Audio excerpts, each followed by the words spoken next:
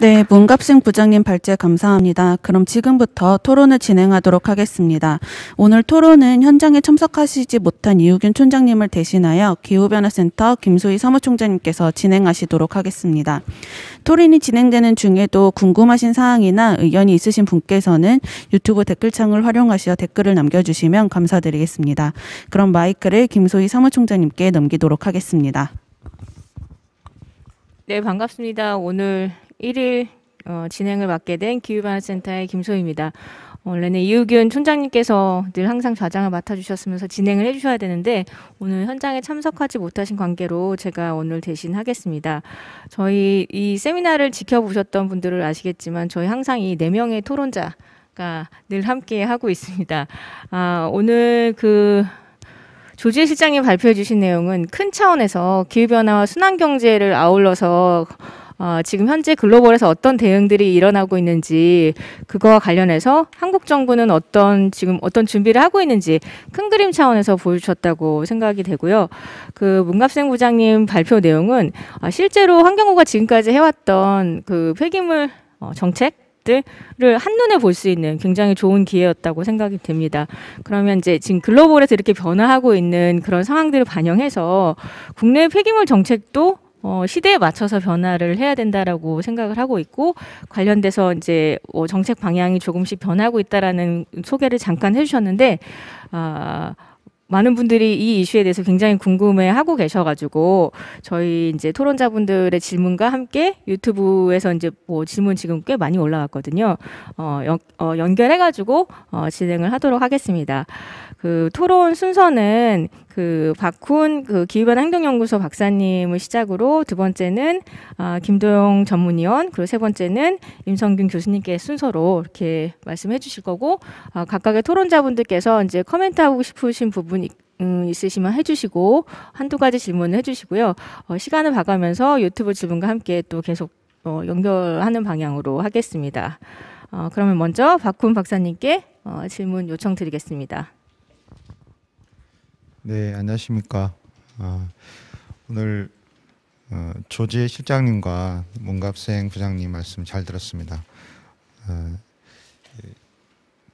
이게 특히 이런 재활용에 관련해서는 이제 우리나라가 평소에 세계에서 2등이다, 1등이다 이렇게 재활용을 잘 하고 있다는 얘기를 많이 들었는데 실제로 또 외국 특히 유럽의 국민들과 비교했을 때 우리나라 국민은 기후 변화 대응 외에는 이 폐기물, 특히 플라스틱 폐기물을 가장 중요한 환경 문제로 많이 인식하고 계십니다. 그래서 우리가 이렇게 재활용을 잘 하는데 왜 이렇게 걱정을 많이 할까? 뭔가 현실과 통계 괴리는 분명히 있는 게 아닌가 그런 생각을 많이 했는데 그래서 이렇게 이제 연구를 하고 특히 조금 저처럼 이렇게 책상에만 앉아 있는 사람은 실제로 현장에서 정책을 시행하는 분들에 비해 이해가 좀 부족한 게 많아서 오늘 많이 배워서 감사를 드립니다.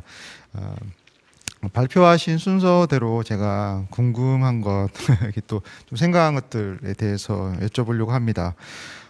조지혜 실장님께서 이제 우리나라 정책에 개괄을 하셨고, 저도 사실 이 부분에 관심이 많다고 했는데 최근에 많이 바뀌었더라고요. 그래서 많이 배웠습니다.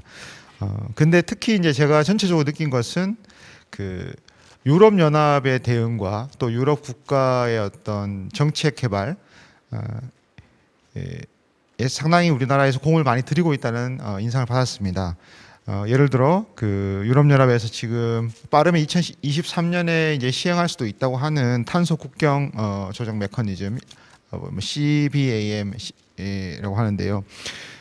이게 지금 우리나라에 어떤 영향을 미칠지 상당히 환경 분야나 또 무역에 종사하는 분들도 상당히 관심을 대비를 하시고 있는 것으로 알고 있습니다.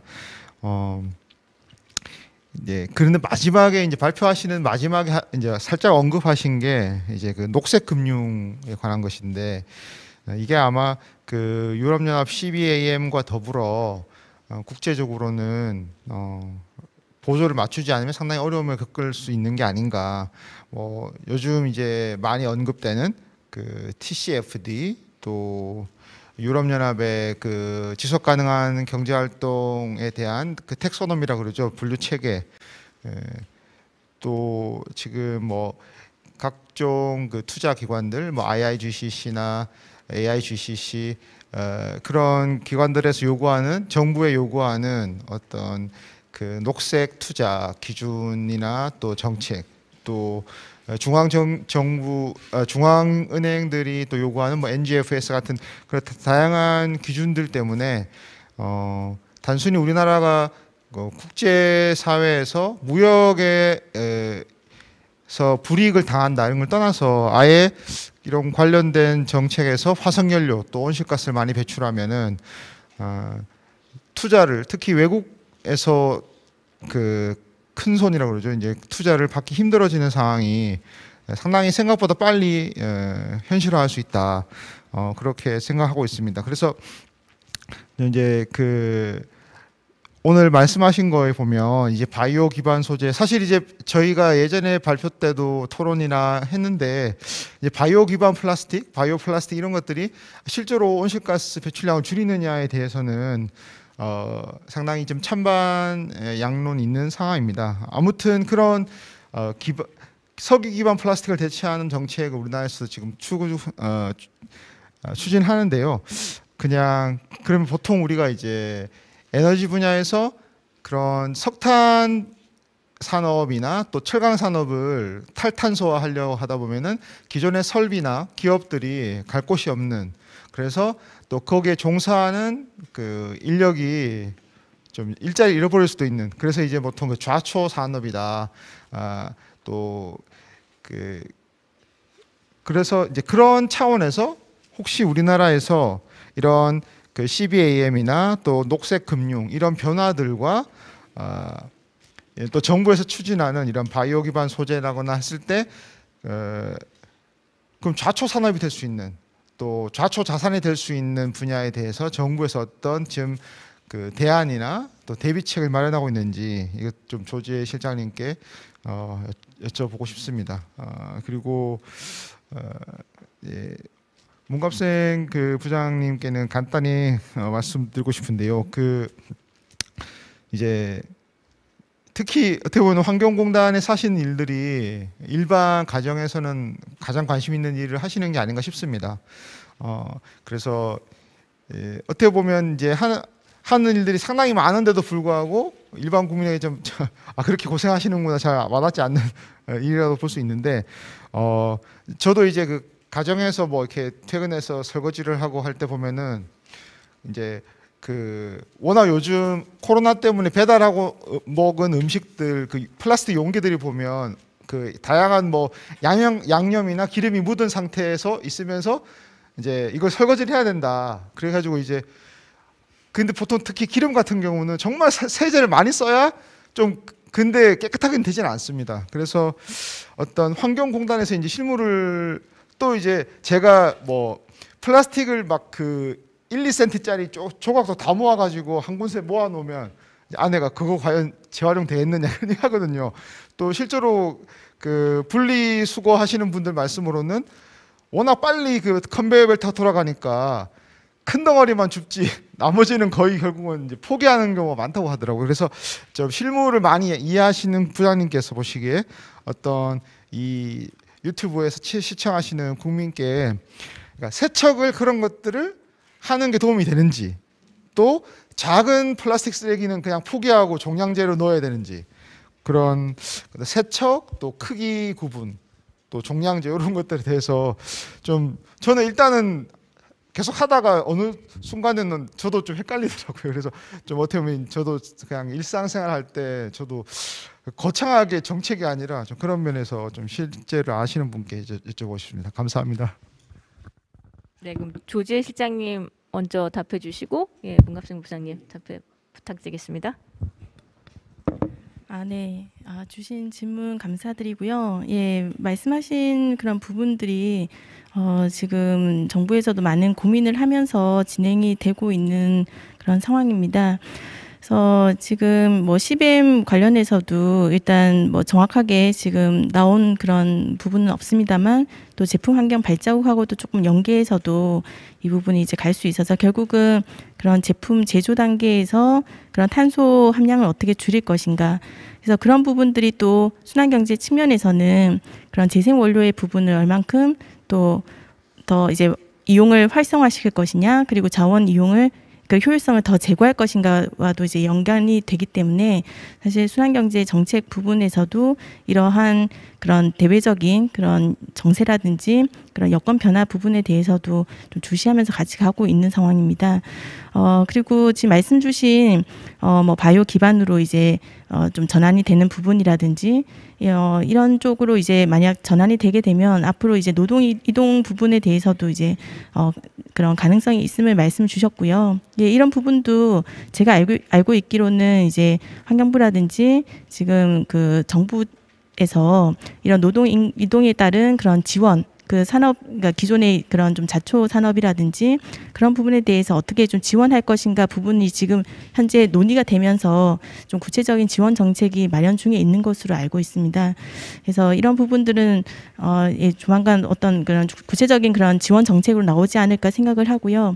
그리고 이제 순환경제 측면이 이제 중장기적으로 봤을 때는 이런 천연 자원과 관련된 좀 원재료에 대한 그런 가공이라든지 제조업 이런 좀 산업보다는 앞으로는 이제 재사용업이라든지 또 재생업이라든지 수리업 그리고 공유 서비스업이라든지 그런 새로운 또 산업이 또 발굴되는 그런 측면이 있습니다. 그래서 순환경제 측면에서 이제 그런 노동 이동 부분도 이제 가면 되지만 또 한편으로는 또 신규 일자리 창출과도 이제 연관이 되고 그로 인해서 또 새로운 그런 비즈니스 모델이라든지 또 신산업이 창출되는 그런 효과 쪽으로 저희가 보는 측면이 있기 때문에 예, 이런 부분들이 좀 그러니까 종합적으로 좀 검토를 해서 좀 중장기적인 예, 로드맵이 지금 추진되고 있다고 말씀드릴 수 있을 것 같습니다. 네, 부장님. 분리 배출 부분에 대해서는 이게 보면 재활용을 하는 데 있어 가지고 가장 중요한 게 저는 분리 배출이라고 생각을 합니다. 특히 플라스틱 부분에 대해서는 저는 전국에 한 재활용 업체를 한 수없이 많이 지금 방문을 하고 했었는데 그 사람들이 일관되게 주장하시는 부분이 어떤 분리 배출만 잘 해주면 그나마 재활용은 지금이라도 할 수 있다. 근데 너무나 지금 분리 배출이 안 되고 혼합 배출, 특히 지금 자기들이 원하는 우리가 대표적인 범용 재질인 플라스틱 PPPS라든가 그런 재질, 그 단일 재질이 아니고 복합 재질이 혼합된 부분이라든가 이물질이 함유된 부분은 절대 그것을 지금 재활용을 할 수 없다 보니까 그런 부분을 다시 자기들은 처리비를 주고 해야 되다 보니까 그 부분에 대해서 상당히 굉장히 컴플레인을 많이 제기를 했었고 정부 측에다가 많은 부분을 이야기를 했었어요.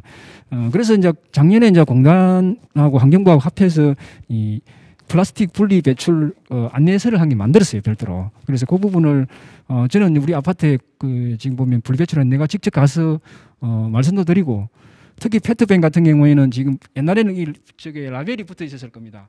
저기 보면 이쪽에 다시 이제 시트 형식으로 라벨이 붙으신데 그걸 다 제거를 지금 다 하고 있는 그런 상황입니다. 그 라벨을 제거하는 데에도 상당히 이제 재활용업체에서는 되게 비용이 많이 들고 하니까 이것처럼 이제 무색으로 하고 단일색으로 하는 그런 형식으로 이제 환경부 쪽에서도 이제 정책을 변화를 하고 있고 특히 이제 포장재 부분에 대해서는 우리가 지금 보면 우리 공단에서도 이제 포장재가 이제 과대 포장 부분에서 공간 비율 조사하고 다 하고 있습니다. 그 부분에서 이 부분이 이중 포장재다든가 아니면 뭐 3중 그다음에 막 능캐는 뭐 몇 중 포장재가 지금 안에 알맹이보다 더 포장재가 많은 케이스가 많았는데 그 부분은 지금 신제품이 만들어지면 다 지금 공단에서 그 부분을 검사를 하고 지금 이 포장재를 최소화하고 그렇게 유도를 하고 있고 분리배출 부분에 대해서는 혹시 이제 어떻게 만약에 플라스틱도 마찬가지고 다른 품목을 어떻게 분리배출 해야 된다고 궁금하시면 저한테 전화를 하든가 아니면 우리 공단 사이트라든가 하시면 친절하게 말씀드리겠습니다.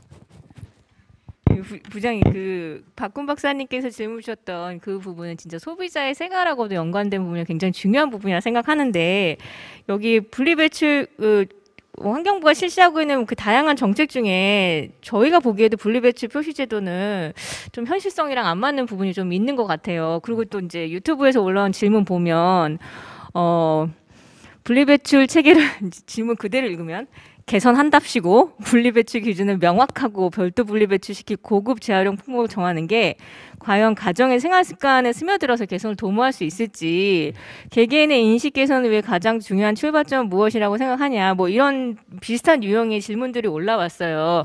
근데 발표해 주셨던 내용 중에 뭐 음식물이 묻어 있는 용기 뭐 이런 것들은 종량제로 가는 게 맞잖아요. 근데 실제로 가정에서는 엄청나게 재활용을 열심히 하고 계신단 말이죠. 그래서 정말로 고품질의 품목들이 잘 배출될 수 있게끔 거기에 좀 올인을 하고 나머지는 너무 세세하게 우리가 다 시민들이 다 외워야 되는 상황까지 그렇게 안 가는 게 말씀 주셨던 건 저희가 사이트에 가가지고 뭐 이건 어떻게 배출하고 그것까지 다 공부를 해야 되는 상황인가 그게 좀 궁금하거든요. 아니, 그게 안내서가 그냥 네. 사진으로 해가지고 네. 플라스틱 같은 경우에도 대표 제품 있지 않습니까? 어떻게 이 부분은 배출을 해야 되는 게 사진으로 되어 있는 게 있습니다. 그 부분은 지금 보면 공동주택에는 다 우리가 붙여놨습니다. 그 부분을 참고를 하시면 되고요. 네, 그러니까 이게 소비자한테 너무 그 책임을 전가하는 거 아닌가 이런 질문이 첫 번째 있고 실제로 두 번째 그 페트병에 이거 띄고 하는 거 우리 국민들 지금 엄청 또 열심히 잘해주고 계시잖아요. 네. 근데 다 모아놨는데 뒷단에 가서는 또 예전 방식대로 하나도 재활용이 잘 안 되고 있다라는 의견들이 있어요. 그걸 실제로 따라가 봤더니 옛날 방식대로 안 하더라 이런 의견들인데 그런 부분 오히려 그 시민 차원이 아니라 그 뒷단에서 산업이 만들어질 수 있도록 그런 부분들을 좀 더 개선해야 되는 부분이 아닐까 하는 의견들이 또 동시에 올라와서 알겠습니다. 말씀을 드립니다. 네. 그럼 이어서 김대용 박사님께 코멘트 및 질문 요청드리겠습니다. 네. 네, 두 분 발표 잘 들었고 제가 또 모르는 부분에 대해서 많이 배웠습니다. 먼저 조지혜 실장님 발표를 듣고 이제 그 생각했던 부분과 이어서 질문을 드리도록 하겠습니다. 그 발표하신 바와 같이 그 사실은 순환경제 관련해서는 EU가 가장 선도적으로 이렇게 정책을 추진하고 있고 그 말씀하신 19년 2월에 이제 EU 그린딜과 함께 20년 3월에 이제 신순환 경제 행동 계획이라는 걸 발표했습니다. 그래서 EU에서는 탄소 중립과 함께 이 순환 경제를 그 실행 계획으로서 가장 중요하게 이제 내세우고 있는데요. 근데 우리나라 같은 경우에 아까 발표해 주신 내용 중에 탄소 중립 추진 전략 내용에 보면 이제 순환 경제에 관련된 내용이 한 줄, 두 줄, 한 개, 두 개 부문 정도가 있는데 사실 그 구체적인 계획은 아직까지는 없는 것으로 이렇게 확인이 되고 있습니다. 그래서 이 중요한 순환 경제의 어떤 정책 추진을 위해서 발표 자리에 보면 순환경제 혁신 로드맵이라는 게 있었는데요. 그리고 어떻게 구체적으로 그런 계획들을 세울 것인가에 대한 부분하고요. 그리고 이 결국에는 이 순환경제의 실현을 위해서는 그 폐기물이 발생한 이후에 뭐 재활용을 하든지 뭐 그런 것들을 통해서 관리를 하는 것으로는 한계가 있고 아까 말씀하신 대로 친환경 설계, 그러니까 결국엔 설계 생산 단계에서 이 기업들이 자발적으로 또는 어떤 선제적으로 그런 이제 일들을 해야 되는데 그 부분은 사실 환경부의 영역이기도 하지만 산업부 영역이라고 볼 수가 있거든요. 그래서 이 플라스틱 순환 전략의 실현을 위해서 박사님 생각하시는 환경부, 산업부의 어떤 정책 방향, 그 역할 분담은 어떻게 해야 될 것인가를 설명해 주시면 감사하겠습니다. 그리고 그 이어서 지금 이제 문갑생 부장님 발표도 잘 들었고요. 저도 이제 부장님 발표에 전적으로 동의를 하는데 그 뭐 재활용 정책 국내에 여러 가지 많습니다. 좋은 것들 다 EU나 다른 나라에서 가지고 와서 거의 유사하게 비슷하게 이제 추진을 하고 있는데 결국은 근데 이 결론적으로 재활용을 확대를 하고 이제 매립은 지향한다는 뭐 방향에 대해서는 공감을 하는데 그런데 이 독일을 보면 매립률이 상당히 낮거든요. 근데 반면에 이제 소각은 뭐 20-30% 정도로 이렇게 하고 할 수밖에 없습니다. 매립을 낮추기 위해서는. 근데 우리나라 같은 경우는 이 소각에 대해서도 너무 지양하고 또 이게 특히 소각 시설 뭐 같은 것들을 설치하기가 너무 어려운 여건인데요. 그래서 이제 그 혹시 생각하시는 소각 등 이제 그런 처리 시설, 에너지 회수 시설하고 뭐 SRF라든지 이런 부분, 그러니까 물질 재활용 외에 에너지 회수 관련돼서 어떻게 개선하면 좋을지에 대한 방안하고요. 그다음 최근에 그리고 폐기물 처리 시설, 특히 나주의 뭐 SRF라든지 이런 시설들이 뭐 지자체나 그 주민들의 반대로 좀 곤란을 겪고 있는데 이 부분에 대해서 어떻게 좀 정책이나 제도적으로 해결할 수 있는지에 대해서 말씀해 주시면 감사하겠습니다. 네. 저기 질문 감사드립니다. 네. 네. 지금 주신 이제 질문이 이제 2050 탄소 중립 추진 전략에 이제 보면 순환경제 활성화 부분이 이제 10대 과제에 제시가 되어 있고요. 이제 그를 통해서 그러니까 방향이 사실 설정은 돼 있다라고 보시면 좋을 것 같고, 그러니까 정부의 의지죠. 그러니까 이런 탄소 중립에 있어서 이제 순환경제의 역할 그리고 앞으로 어떻게 추진돼야 될지 이 부분에 대해서는 이제 로드맵을 통해 가지고 올해 12월에 이제 발표가 될 예정에 있습니다. 근데 이제 말씀 주신 대로 아직 구체적인 그런 계획, 그 내용이나 이런 부분들은 지금 제시는 되어 있지 않고요. 그러니까 그런 부분들이 이제 로드맵의 형태로 이제 제시될 것으로 보입니다. 그리고 말씀 주신 대로 이 순환경제 측면은 생산, 소비, 폐기물 관리, 재생 원료 그 자원 전 주기적인 관점에서 검토가 되기 때문에 사실 환경부 뿐만 아니라 그런 산업부의 역할이 굉장히 중요하고요.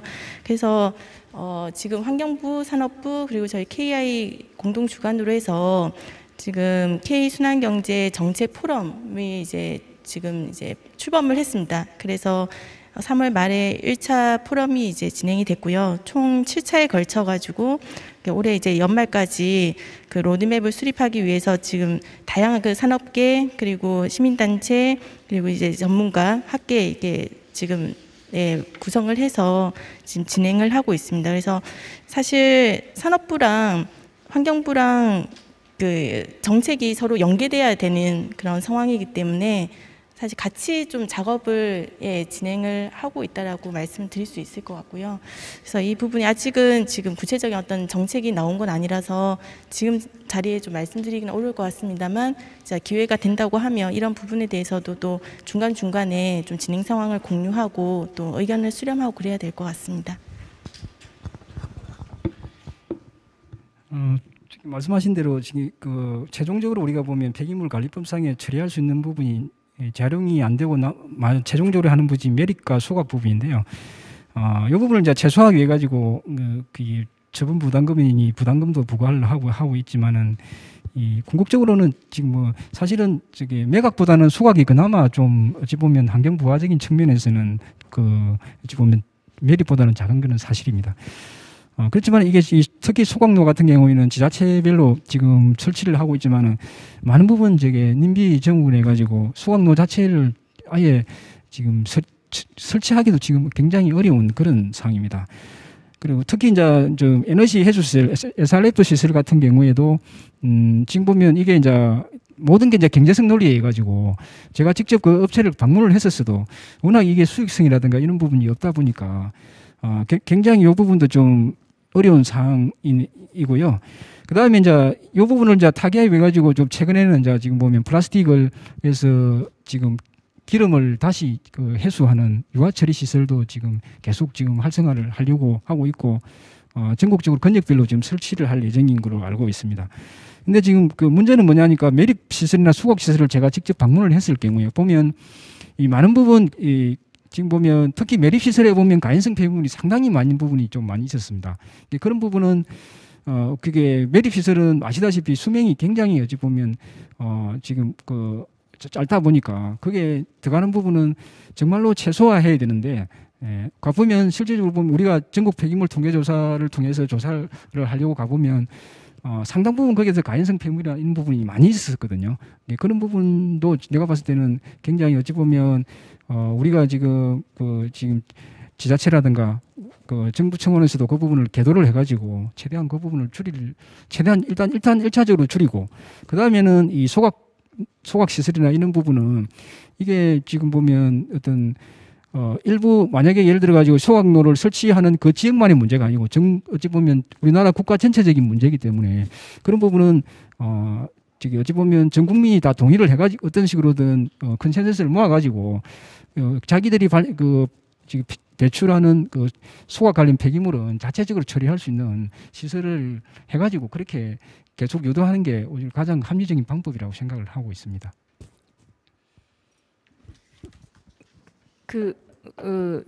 추가적으로 그러니까 저도 이제 지자체에서 자체적으로 처리할 수 있는 방향으로 가겠다라는 거는 이미 환경부에서 발표를 했고, 근데 이제 뭐 지금 아시는 것처럼 뭐 매립지를 손든 지자체 한 군데도 없고 뭐 이런 뉴스들이 계속 나오면 저는 원인이 있다라고 봅니다. 그러면 정부가 말씀 주셨던 것처럼 국민의 다 동의를 얻어서라도 그것을 유치하는 곳에 뭐 어떤 뭐 인센티브를 주든지 정책적인 지원이 따라가야 뭐 그게 해결이 되지 않을까 싶어서 혹시 그런 부분에 있어서 더 논의가 되는 부분들이 있을까 싶어서 그런 차원에서 구체적인 논의 동향이 있다면 좀 소개를 시켜주실 수 있을까요? 아니면 논의 중이실까요? 그 부분은 공단에서 이제 실질적으로 그 관리는 사실 안 하고 있습니다. 그 부분은 어차피 지금 그 환경부하고 그다음에 지자체 이제 그 부분이 역량이다 보니까 우리는 이제 그것을 에너지 해수 처리 시설이라든가 시설을 이제 정설을 하고 그런 시공하고 그런 부분을 이제 관여를 하고 있는 그런 상황입니다. 그러다 보니까 그 부분은 제가 좀 언급하기는 조금 그런 무리가 따른 것 같습니다. 네, 알겠습니다. 환경부와 지자체 간에 다음번에는 그런 기회를 좀 더 만들어 보면 좋겠습니다. 그럼 이어서 기술 관련해서 기술인지 뭐 전반적으로 임성균 박사님께 이제 질문 요청 드리겠습니다. 네, 안녕하세요. 고려대학교 기계공학부 임성균입니다. 조지혜 실장님과 문각쌤 부장님 그 발표 매우 잘 들었고요. 약간 저한테는 생소한 정책 분야에 대해서 많은 정보를 얻을 수 있었습니다. 그 여담을 먼저 시작하면은 아까 박훈 교수님께서 설거지할 때 많은 딜레마가 있다라고 하셨는데 저도 똑같이 느끼거든요. 기름을 제거하려면 뜨거운 물을 부으시면 됩니다. 근데 문제는 뜨거운 물을 만들려면 보일러가 돌아가서 CO2가 나오거든요. 내가 뭐 하는 짓인가라는 생각이 많이 들 때가 많은데, 그리고 또 이게 저희가 그 아까 김소희 총장님께서 말씀해 주셨듯이 이제 분리배출을 정말 열심히 합니다. 분리배출 정말 열심히 하고 저희 그 아파트 단지에서도 서울시에서 이제 페트병 그 시범 수거 사업 해가지고 따로 분리하게 돼 있거든요. 그래서 이게 가이드라인도 다 나와 있고, 물론 안 지키시는 주민들도 많지만 대부분 잘 지키셔가지고 페트병만 따로 이렇게 모아서 배출을 하는데 수거해 갈 때 보니 다 혼합해서 가져갑니다. 따로 가져가지 않고. 그런 이제 현실적인 문제가 좀 있는 것 같아서 좀 약간 여담으로 말씀드리고요. 좀 커멘트로 넘어가면은 제가 공학하는 사람 입장에서 정책이 바뀌게 되면은 이게 기술 개발 과정이랑 그 방향도 많이 바뀌게 되거든요. 예를 들어서 뭐 유로 7 같은 경우에는 자동차 산업을 이제 좌지우지하는 그런 규제를 이제 내보내 가지고 자동차 회사들이 규제를 맞추기 위해서 살아남기 위해서 막대한 기술 개발을 합니다. 그래서 그런 거기서 개발된 기술들이 또 파생되기도 하고요. 근데 환경 문제 같은 경우에는 그 정말 경제적 문제로 더군다나 더 정책 드리븐 기술 개발이 될 수밖에 없는데, 예를 들어서 이제 그 자동차 또 예를 들지만 우리 자동차 성능을 좋게 하기 위해서 기술 개발을 하겠다보다는 이 경제성이 안 되기 때문에 개발을 할 필요가 없는 거죠, 회사 입장에서는. 그래서 이제 환경 문제 같은 경우는 그 정책이 먼저 선행돼야 기술 개발이 될 수밖에 없다고 생각하는데, 이 현 그 플라스틱 정책, 그 2050 탄소 중립 정책과 다 이제 보면은 정책의 방향이 다 관리 측면에서의 성격이 매우 강한 것 같습니다. 관리 측면의 성격이 매우 강해 보이고, 문제를 근본적으로 해결하기 위해서는 아까 조지혜 실장님께서 말씀해 주셨듯이 친환경 그 제조 기술부터 물질 재활용, 그리고 친환경 에너지 회수 기술의 기초 실증 연구 개발이 다 필요한데, 이게 아무래도 이제 플라스틱 제조 회사들이 많이 영세하다 보니까 연구 개발에 그 투자를 하기가 매우 어려운 실정이거든요. 그래서 결국에 국가 연구 개발이 들어가야 되는데, 이런 국가 연구 개발에 대한 그 파이를 키우기 위한 노력이 많이 필요한데 이를 위한 정책은 거의 찾을 수가 없어 보이거든요. 그리고 이제 환경부 같은 경우에는 실증 사업만 하려고 합니다. 기초 사업은 전혀 하지 않고 연구재단에 다 맡겨놓고 본인들이 필요한 기술에 대한 기초 사업은 없고 실증만 하려고 해서 이제 연구 개발하는 입장에서는 참 어려운 점이 많습니다. 그래서 혹시 지금 제가 모르고 있는 정책이 있을 수도 있고, 그러니까 앞으로도 이런 연구 개발을 위한 정책에 대한 방향에 대해서 조금 그 생각하고 계신 부분이 있으시면은 좀 말씀해 주시면은 좋을 것 같습니다. 두 분 모두께 공통적으로 질문드립니다. 네, 감사합니다. 주신 말씀대로 사실 정책하고 그 기술 개발 부분이 같이 가야 되는 부분이고요. 이게 이제 기술이 사실 뒤따르지 않으면 이게 정책 추진이 그러니까 실질적으로 되지 않기 때문에 R&D에 대한 부분도 굉장히 중요합니다. 그래서 지금 말씀 주신 대로 이제 사실 폐플라스틱의 그런 재활용 기술 부분은 이제 KT 환경산업기술원 쪽에서 이제 많이 추진이 되고 있는데, 근데 이제 순환경제 측면으로 그러니까 봤을 때는 사실 그 재생 원료하고 그리고 제조 단계의 그런 연계 이 부분이 그러니까 어떻게 잘 될 수 있도록 할 것인가와 관련된 그쪽 관련된 기술 개발 쪽으로도 지금 많이 지금 가야 되는 부분입니다. 그러니까 다시 말해서 재생 플라스틱이 나오면 그 부분이 다시 이제 그런 원료로 사용되기 위해서는 어느 품질 이상이 이제 돼야 되기 때문에 그쪽 관련된 부분들이 지금 사실 기술적으로 좀 많이 부족하다고 판단이 되고 있습니다. 그래서 좀 컴파운딩 기술이라든지 좀 연결고리를 할 수 있는 그런 기술 R&D라든지 이런 쪽이 매우 중요하다고 보고 있고요. 근데 말씀하신 대로 그런 시증 사업뿐만 아니라 좀 기초 연구가 될 수 있는 부분에 대해서도 지금 같이 지금 투자가 이루어져야 됩니다. 바이오 플라스틱 관련돼서도 마찬가지고요.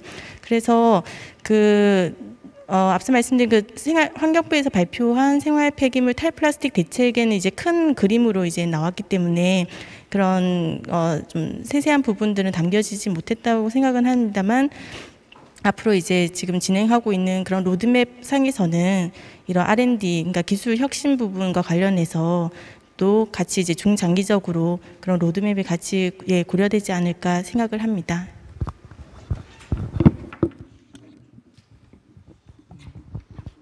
먼저 저기 혼합해서 다시 그 부분을 우리 주민들이 다 선별을 잘 해가지고 한 부분을 다시 혼합해서 해석한 부분에 대해서는 우리가 지금 작년에 했듯이 자원관리 도움이 있지 않습니까? 그것을 올해 지자체에서 이관을 해가 지자체에서 시행을 할 겁니다. 우리 공단이 이제 모니터링을 할 텐데요. 그 부분은 철저하게 다시 또 모니터링 하도록 하겠습니다. 그거는 정말로 진짜 주민들이 그렇게 어렵게 하셨는데 그거는 정말 저도 잘못됐다고 생각을 합니다. 그래서 그거는 우리가 올해 공단이 우리 전국 조직망이다 보니까 지자체에서 그걸 이제 어차피 그 도민들이 설명을 해드리고 거기에 대해서 정확하게 그게 이제 재활용되는 데까지 모니터링을 할 겁니다. 그거는 그런 식으로 개선을 하면 되고요. 그다음에 자동차 그 R&D 부분인데요. 우리 공단에서 하고 있는 게 아까 얘기했듯이 자동차 부분에 대해서 유해 물질 함유 기준 그런 부분을 지금 분석 업무를 지금 하고 있습니다. 하고 있는데 거기에다 보니까 작년도에도 그게 지금 독일의 폭스바겐 사태도 마찬가지겠지만은 그 유해 물질이 함유돼 가지고 굉장히 이제 저기 과태료를 우리가 부과를 해야 되고 여러 가지 어떤 그런 부분이 많이 있었었는데 지금 보면 특히 이제 그 제품 자체가 수출하고 수입하다 보니까 양쪽에 어떻게 보면 환경 기준이나 이런 부분을 다 충족을 해야 되니까 거기에 대해서 미스밸런스 나다 보니까 이제 그런 상황이 벌어졌는데 실제 이제 올해 작년 같은 경우에도 그런 유사한 경우가 있었어요. 그러다 보니까 이제 이 부분은 지금 이제 특히 이제 업계에서는 그 부분을 가장 민감하게 생각하는 부분이니까 그러다 보니까 최대한 우리는 지금 보면 저쪽에 그 해외에서 일어나는 정책적인 변화 부분 있잖아요. 그 부분은 최대한 빨리 입수해가지고 거기에 대해가지고 업체에다가 전파를 하고 있는 그런 상황입니다. 그래서 만약에 그 부분이 지금 가이드라인에 초과했을 경우에는 저쪽 나라에서도 과태료라든가 여러 가지 페널티를 받으니까 그런 부분은 정책적으로는 우리가 지금 최대한 지금 보면 지원을 하고 있는 그런 상황인데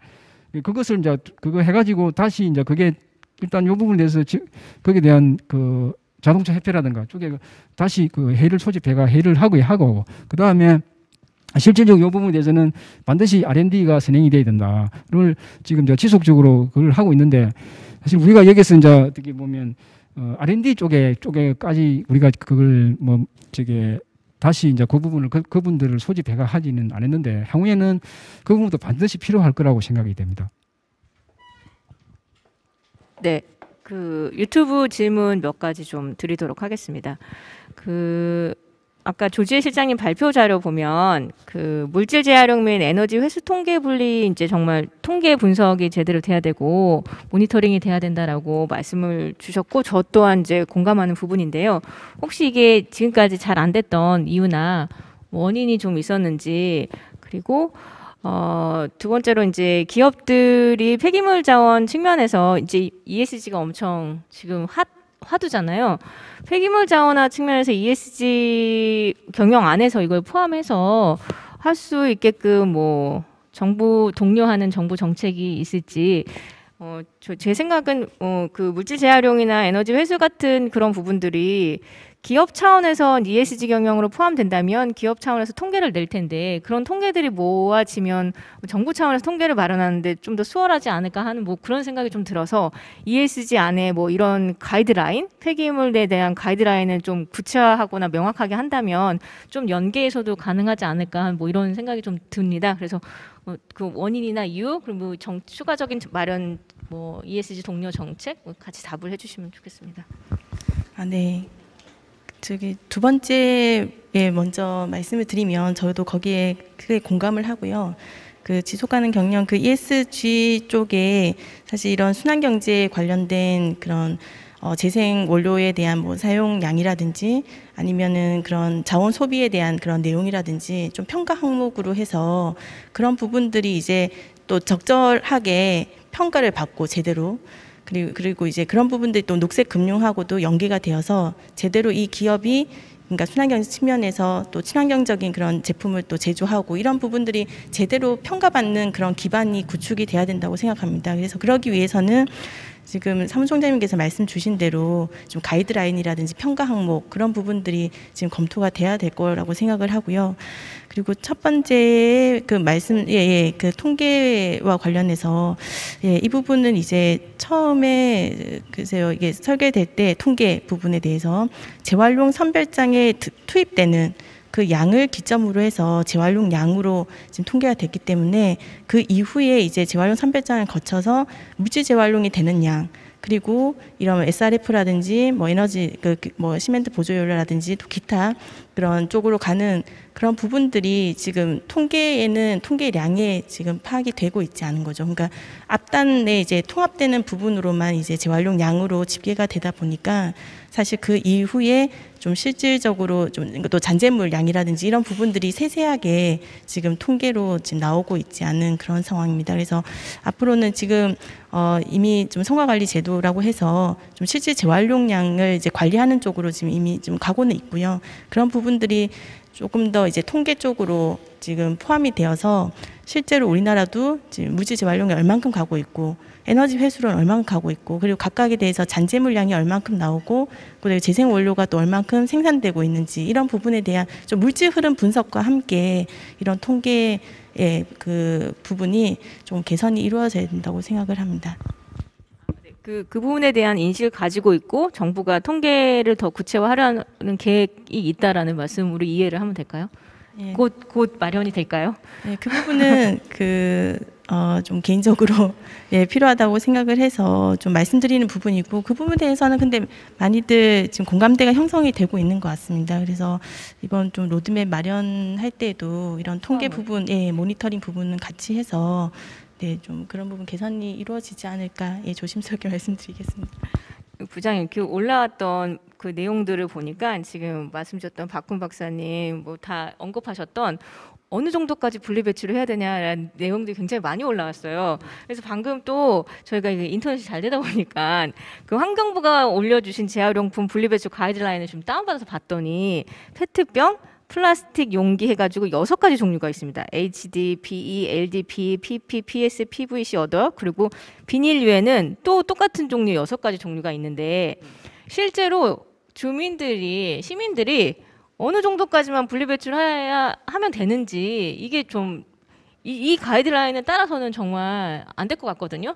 그럼 가이드라인을 수정하시든지 정말 이 제품만 제대로 해줘라라고 요구하는 약간 좀 그 시대에 따라서 좀 변화가 있어야 되지 않을까요? 이제 어떤 거는 반드시 해줘라라고 지금 이 자리에서 좀 얘기를 해주시면 저희 유튜버들도 유튜브 보시는 분들도 큰 도움이 될 것 같습니다. 이 플라스틱 제품 자체가 워낙 진짜 다종다양하다 보니까 특히 안에 포함되어 있는 저게 재질도 이게 어떻게 보면 어떤 것은 PE 단일 재질로 있는 반면에 어떤 것은 또 혼합 재질이 되어 있는 것입니다. 그러다 보니까 그 일반인들이 그것을 구분하기는 쉽지를 않고 심지어 우리 전문가님 우리도 재활용업체에 가서도 구별하기 쉽지 않은 부분입니다.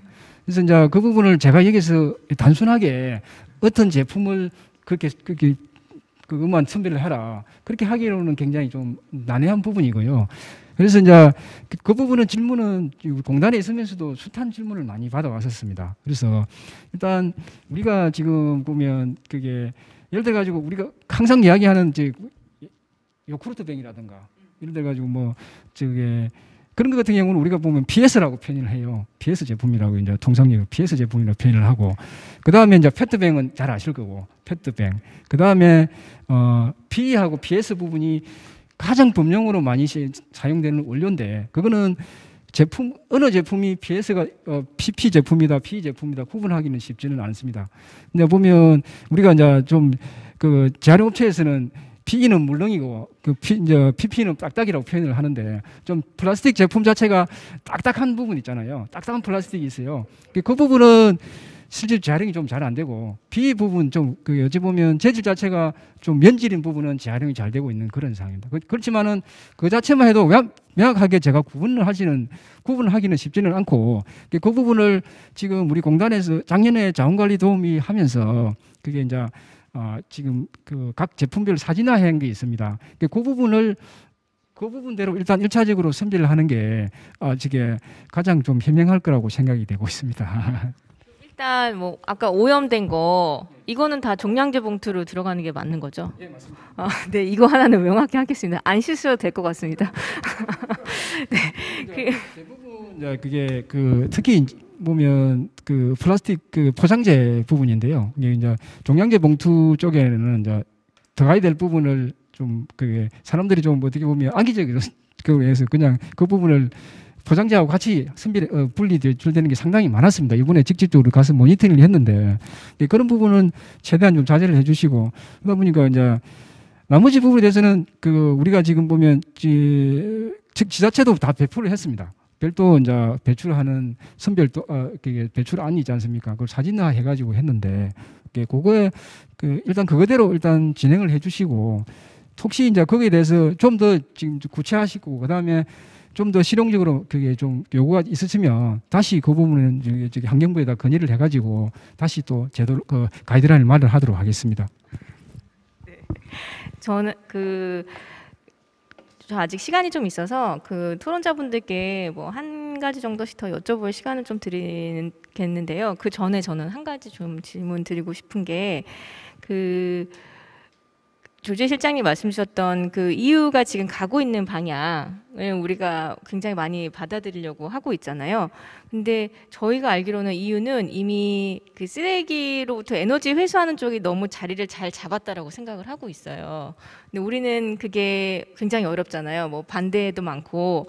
그러니까 EU는 그런 것들이 완전 잘 자리 잡은 상황에서 앞단의 감량을 위한 재활용 용이를 위한 제품 설계 쪽으로 넘어갔다고 생각을 하는데 EU와 우리의 현실이 완전 다른 상황에서 우리도 감량하고 재활용 용이를 잘하게끔 뭐 그 앞단을 챙기는 것도 좋겠지만 뒤에 에너지 회수가 잘 되는 방향에 좀 더 우리의 현실적인 문제에 맞춰서 그쪽에 대한 좀 중점적인 뭐 방향이 좀 있어야 되는데 이게 지금 좀 약하지 않나 하는 그런 생각이 좀 들거든요. 근데 어쨌든 인간이 생활하는 데 있어서 쓰레기는 계속 나올 텐데 감량에만 의지하고 있기에는 지금 우리나라가 처한 현실이 너무도 심각하기 때문에 뭐 K 순환 경제니까 거기에 맞춰서 우리의 특성에 맞는 대책이 좀 방향 설정이 조금 달라져야 되지 않을까 하는 그런 의견을 좀 드려봅니다.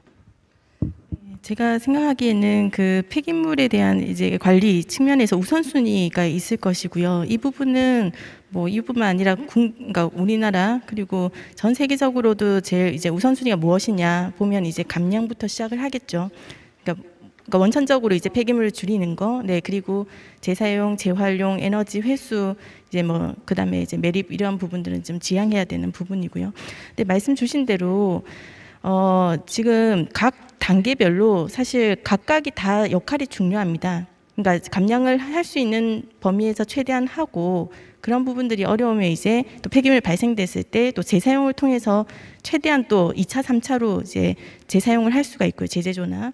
그리고 그렇게 안 될 경우에 이제 물질 재활용을 하고 또 물질 재활용이 어려운 부분은 결국은 이제 에너지 회수 부분을 가야 됩니다. 근데 이 부분이 저는 단순 소각하고 에너지 회수는 좀 구분을 할 필요가 있다 생각하거든요. 우리가 지금 매립하고 단순 소각 부분은 지향을 하되 이 에너지 회수 부분, 이 부분은 지금 물질 재활용이 어려운 부분에 대해서는 에너지 회수를 통해서 또 자원화하는 측면이기 때문에 이 영역이 굉장히 더 중요하다고 생각하고요. 그러니까 이 각각의 그런 부분들이 다 사실 중요하다고 보고 있습니다. 물론 우선순위에 따라서 그런 방향은 설정은 되는 것이지만요.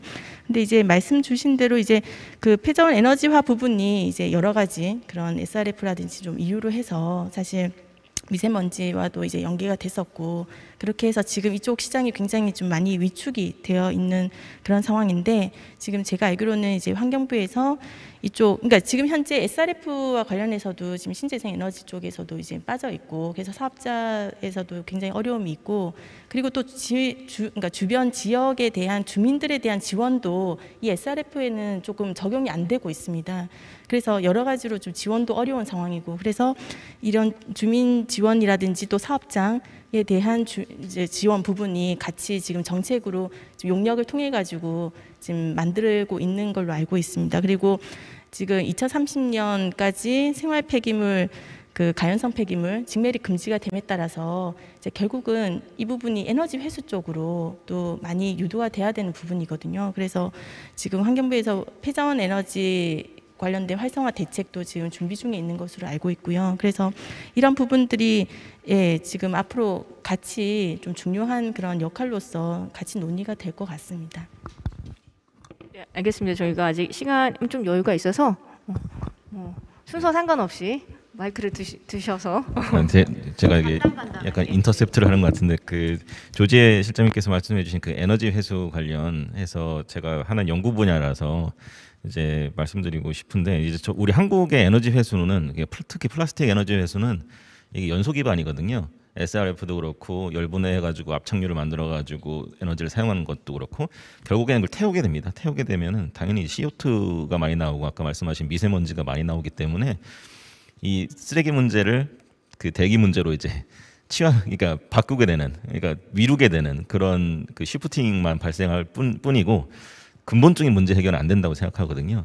그래서 이제 에너지 회수를 하려면은 추가 개지를 통해 가지고 탄소가 적게 나오는 그 가스화라든지 수소 추출로 가야 된다고 생각하는데 아까도 말씀드렸지만 그렇게 가려면은 이제 생산 단가가 너무 비싸지거든요.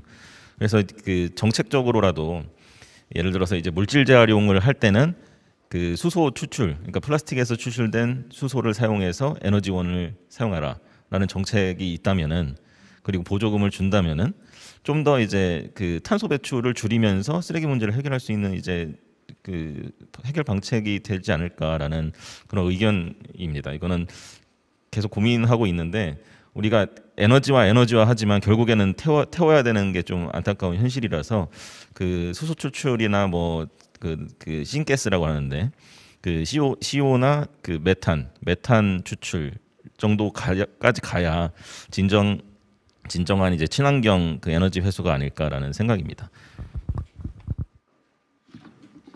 한 가지 그 김성균 교수님 하신 말씀하고 뭐 일맥상통하는데요.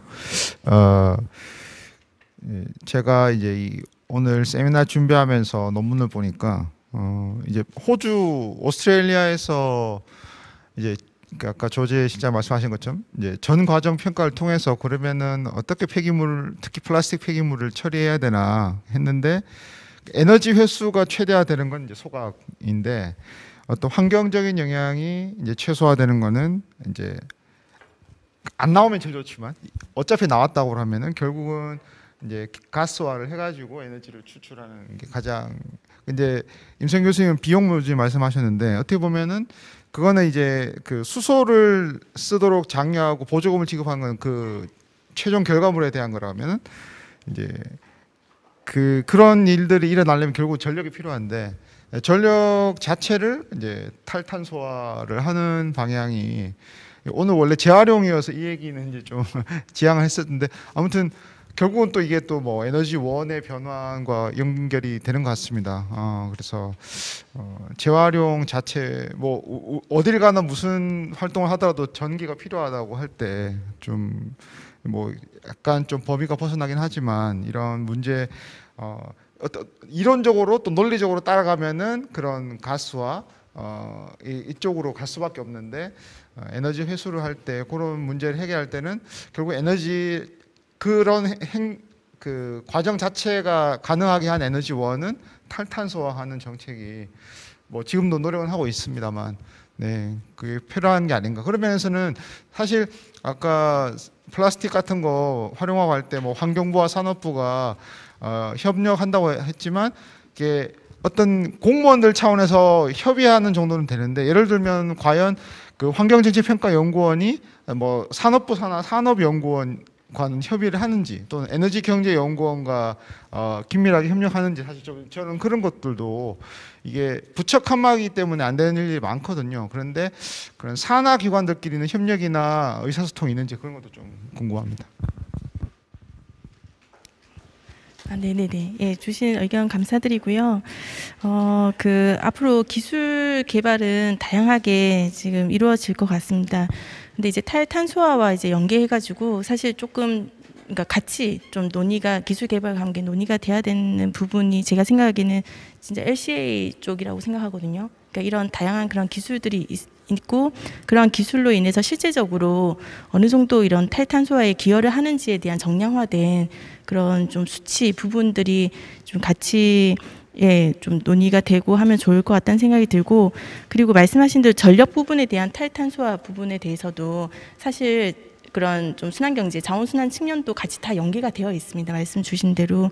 그래서 가령 뭐 전기차 사용 후 배터리만 보더라도 지금 스마트 그리드에 묶어가지고 그런 탈탄소화 쪽에 기여하는 쪽으로 같이 지금 진행이 되고 있는 거와 같이 이 순환경제 측면도 사실 에너지 파트와 좀 뗄 수 없는 그러니까 서로 다 연계되는 그런 영역이라고 생각을 하고요.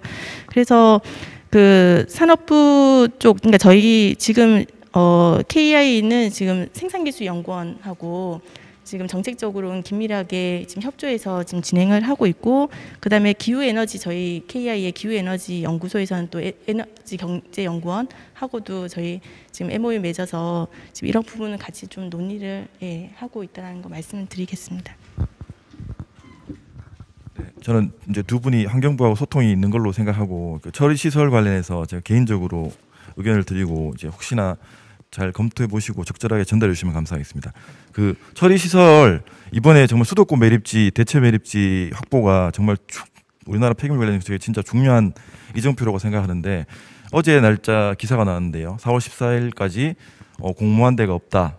근데 그 지원책을 제가 보니까 뭐 2,500억 원 정도 아주 큰 돈인데 그렇지만 그 지역 주민 입장에서는 개인적으로 봤을 때는 그렇게 와닿지가 않는 것 같습니다. 그래서 저는 이 정도까지 해주면 되냐 이게 아니라 이 정도까지 해줘도 되냐? 1월 정도로 2중 3중으로 지원을 해줘야 된다. 예를 들면 그 지역에서 가장 선호하는 시설이 어떤 겁니까? 다 아시겠지만 뭐 공항, 지하철, KTX 같은 역사, 도로 예를 들면 수도권 매립지, 대체 매립지 선정하는 데는 그런 거 해줘야 되고요.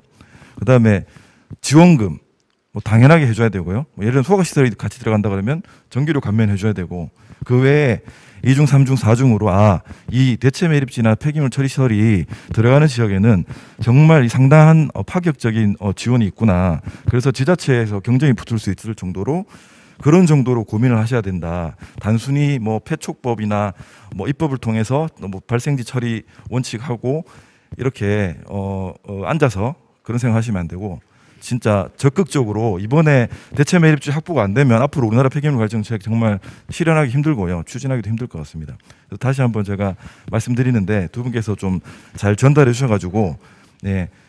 물론 이제 인천시는 정말 이제 피해 지금 제일 당사자고 환경부나 서울시 경기도는 그냥 지나가면 이제 사자 합의회에서 수도권 매립제가 연장이 된다는 생각을 하실 수도 있을 텐데 저는 그렇게 하면 안 되고 이번에 정말 대체 매립지는 확보를 해서 꼭 이 문제를 잘 풀어야 된다고 생각합니다. 예.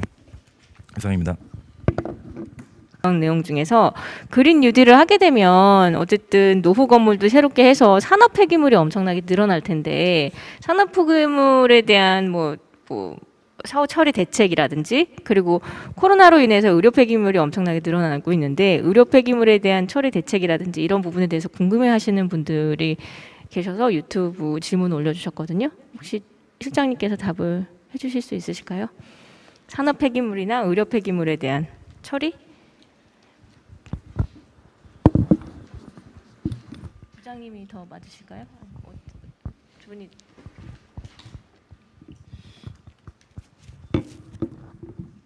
산업 폐기물하고 그다음에 의료 폐기물 여기 이제 보면 기본적으로 사업장 폐기물 쪽에 이제 대부분 해당되는 부분인데요. 특히 지금 그 산업 폐기물 쪽에 관련되는 부분은 일단 우리가 이제 발생에서 최종 처리까지 이제 올바른 시스템으로 등재를 지금 해가지고 지금 관리를 하고 있는 부분인데 지금도 이제 아시다시피 지속적으로 지금 방치 폐기물이라든가 여러 가지 사회적 이슈가 있는 게 사실인데 그 부분은 굉장히 이제 어찌 보면 각 지역에 지금 어찌 보면 그 불법적으로 방치하는 특히 방치하고 그다음에 그 부분을 올바로 시스템에 등재를 안 해버리면 데이터도 관리도 안 되고 있는 그런 상황이거든요. 그런 부분을 어떻게 이제 그 사람들을 강제적으로 이제 저게 데이터를 입력을 하게 하고 하는 방법이 가장 선행되어야 된다고 생각을 합니다. 특히 의료 폐기물도 마찬가지고 그런 부분을 지금 이제 환경부라든가 아니면 지자체 쪽에서 정책을 위반하는 부분에서 그런 부분은 굉장히 좀 강제성을 두든가 그렇게 지금 해야 되는 그런 상황이고 지금도 지금 어떻게 한적한 지역이나 아니면 지금 빈 창고 안에 지금 방치 폐기물이 상당히 많이 지금 방치되어 있는 상황이거든요. 그게 다 이제 불법적으로 그냥 방치를 해보고 지금 그 정상적인 시스템을 통해서 하는 것은 전혀 없고 그러다 보니까 그런 게 지금 전국적으로 만연해가 있는 그런 상황인데 그거는 지금 어떻게 보면 강력한 어떻게 보면 법률적인 제재가 선행되어야 된다고 생각을 합니다. 그게 원천적으로 처리를 하려면 그리 하지 않고서는 힘들다고 생각합니다. 혹시 그러면 불법으로 하거나 올리지 않았을 때 벌금은 얼마고 페널티는 얼마일까요? 그게 너무 약해서 그거를 하시는 건 아닐까요? 거의 징역 수준에 가야 되는 거 아닐까요? 사회적 비용을 유발하셨으니까. 어찌 보면 그런 부분을 예를 들어 가지고 어느 지역에 같은 경우면 그 지역에 아예 폐기물 폐기물을 반입하지 못하도록 어떤 감시단이나 이런 것이 감시단이나 이런 조직이 필요하다고 생각을 합니다. 실질적으로 봤을 때는 그렇지 하지 이것은 금액적으로 벌금을 통해서 풀는 것도 한계가 있을 것 같고 지금 저기 충주 쪽인가 제천 쪽인가 그쪽에는 주민들이 직접 이제 감시단을 조직해가지고 한다는 그런 이야기도 좀 있거든요. 실질적으로 봤을 때는 그렇지 않고는 제가 봤을 때는 그건 쉽지 않을 거라고 생각을 합니다. 네. 그 지역에 있는 풀뿌리 시민단체 활동이 중요한 지점이기도 하네요. 네, 질문이 한 가지 더 있었는데요. 애초에 생산 단계에서 친환경 설계를 하도록 유도 또는 강제하는 정책이 있다면 좀 소개를 혹시 지금 있다면 네. 없다면 어떤 방식으로 친환경 설계를 유도할 수 있을까요? 이런 질문이 있었거든요. 지금은 이제 그 포장재 재질의 구조 평가 제도랑 이제 순환 이용성 평가 제도와 같이 해서 그런 기업으로 그 친환경 제품 설계를 유도하는 그런 정책은 있고요. 근데 그 부분 이제 의무화라든지 그런 부분은 지금 되어 있지 않습니다. 그리고 그 대신 이제 인센티브 부분으로 이제 지금 검토가 되고 있는데요. 일단은 재생 원료를 일정 비율 이상 사용한 제품에 대해서는 이제 EPR하고 연계해서 이렇게 비용을 감면해주는 정책이 있고, 근데 앞으로는 이런 그 친환경적으로, 그러니까 재활용 용이성을 고려해서 설계된 그런 제품에 대해서, 그러니까 포장재라든지 이런 부분에 대해서는 좀 EPR이라든지 조금 인센티브 부분도 같이 검토를 할 수 있을 것 같고, 그리고 좀 강제하는 그런 정책 부분이라고 한다면 EU에서는 일단 아까 말씀드린 대로 2030년까지 재사용이나 모든 그런 포장재에 대해서 재사용이나 그런 비용 효율적인 방법으로 이제 재활용이 가능하도록 이렇게 목표가 설정이 되어 있습니다. 그래서 그런 좀 목표 설정, 그리고 그런 부분들을 좀 단기적으로 지금 좀 그런 부분을 이제 기업들이 이제 움직일 수 있도록 유도하기 위한 인센티브 부분들이 조금 지금 당장은 필요할 것 같고요. 또 중장기적으로는 또 다른 방식으로 좀 검토가 돼야 될 것 같습니다. 네, 감사합니다. 혹시 저희 이제 마무리를 좀 할까 싶은데 토론자분들 혹시 추가로 코멘트해 주실 부분들이 없으시면 혹시 오늘 발제해 주셨던 두 분께 마무리 차원에서 간략하게 1, 2분 정도 네. 의견 네. 저희가 이제 정책 연구를 하면서 이제 가장 많이 느끼는 부분이 이 순환 경제가 이제 잘 되기 위해서는 어느 한 그런 뭐 부문의 그 역할만을 그러니까 강제해서는 안 되고요. 사실 아까 그림으로 보여드린 것처럼 여러 그런 이행 주체들이 정말 다 같이 적극적으로 참여를 해주셔야 됩니다. 그래서 산업계, 그리고 소비자, 그리고 시민단체, 그리고 폐기물 관련된, 그리고 저희 이제 연구자, 그리고 정부, 지자체. 그래서 이런 부분들이 이제 같이 움직여야 되기 때문에 굉장히 사실 어려운 측면이 있고요. 근데 이를 위해서는 근데 이제 단기적으로 좀 거버넌스 부분도 더 확대를 하고, 그다음에 무엇보다도 이러한 순환 경제로의 전환 부분들이 왜 가야 되는지에 대한 그런 공감대, 사회적 공감대가 굉장히 중요하다고 생각을 합니다. 그래서 오늘 이런 기회를 통해서 또 이런 어떻게 좀 진행되고 있는지에 대해서 좀 잠깐이나마 이렇게 말씀을 드릴 수 있는 기회를 가질 수 있어서 감사하게 생각하고요. 앞으로도 좀 많은 좀 정보가 서로 좀 소통이 되고, 그래서 이런 부분에 대해서 또 자주 논의할 수 있는 자리가 마련되었으면 좋겠습니다. 예, 감사합니다. 저도 저기 환경부 이제 그 정책을 집행하는 기관으로서 느끼는 부분인데요. 직접 집행을 하다 보니까 그 지금 시장에서의 반응과 시장에서 이루어지는 현실적인 부분과 정책과의 괴리 부분을 해결하는데 가장 어려운 부분이 많았습니다. 그런 부분은 어찌 보면 시장 쪽에서는 그 부분 가장 철저한 경제성 논리를 파악하다 보니까 이게 또 어찌 보면 또 환경 쪽에는 규제가 많습니다. 그 규제 부분과 그 다음에 시장이 목적하는 바와 괴리 그 부분을 해소하기가 굉장히 어려운 부분이었습니다. 그러다 보니까 많은 갈등 관계도 좀 유발되고 그런 상황이었었는데, 그 부분 지금 같은 경우에는 어떤 지금 뭐 우리 조 실장께서도 마찬가지지만 자원순환 정책 대전환이나 아니면 탈플라스틱이라든가 정부 정책 자체가 이제 많은 부분 이제 공개가 되고, 그렇게 국민들이나 주민들이 거기에 대한 공감대를 많이 형성해가지고, 그래 이제 지금 보면 좀 덜한 부분이 있지만은 그래도 아직도 이제 실질적으로 보면 이걸 왜 지금 쉽게 말하면 재활용을 해야 되고 그런 부분에 대해서 굉장히 이제 기업체 측에서는 곤욕스러워하고, 그럼 거기에 대해서 많은 부분을 이의를 제기하는 그런 부분이 있었는데, 이런 어떤 토론이나 투개 가지고 근데 왜 우리가 그런 그 기업체 측에서의 어떤 손해를 감수하고서도 해야 되는 그런 부분을 좀 많이 공개할 수 있는 기회가 돼서 정말 좋았습니다. 네, 감사합니다. 저희가 이 세미나를 계속하는 이유도 그런 차원인데, 네, 뭐 말씀 주셨던 것처럼 많은 이해관계자들이 결부가 돼 있어서 이런 그 생각을 공유하는 자리가 더 많이 만들어져야 된다라는 두 분의 말씀에 정말 적극 공감합니다. 그리고 특히 쓰레기 이슈는 뭐 정부 관계자뿐만 아니라 시민들한테도 굉장히 민감한 이슈라서 더 많은 관심과 지원 부탁드리겠습니다. 그럼 오늘 그래서 발제를 어렵게 참여해 주셔가지고 너무 감사드립니다. 그러면 여기까지 저희가 오늘 진행했던 쓰레기 에너지 회수마을 4차 세미나를 정리하도록 하겠습니다. 저희 앞서 말씀드렸던 것처럼 이 세미나는 매달 한 차례 진행이 되고요. 오늘 질문 나왔던 내용들이나 조주희 실장님 말씀 주셨던 그런 내용들을 반영했을 때 플라스틱 이슈가 굉장히 큰 이슈여서 저희 다음 5차 세미나 때는 플라스틱 이슈에 포커스를 맞춰서 뭐 물질 재활용이라든지 에너지 회수 기술 현황 이런 부분들을 논의해보고자 합니다. 저희 앞으로도 계속 저희 쓰레기 에너지 회수 마을에 많은 관심 부탁드리며 오늘 세미나 여기서 마치도록 하겠습니다. 감사합니다.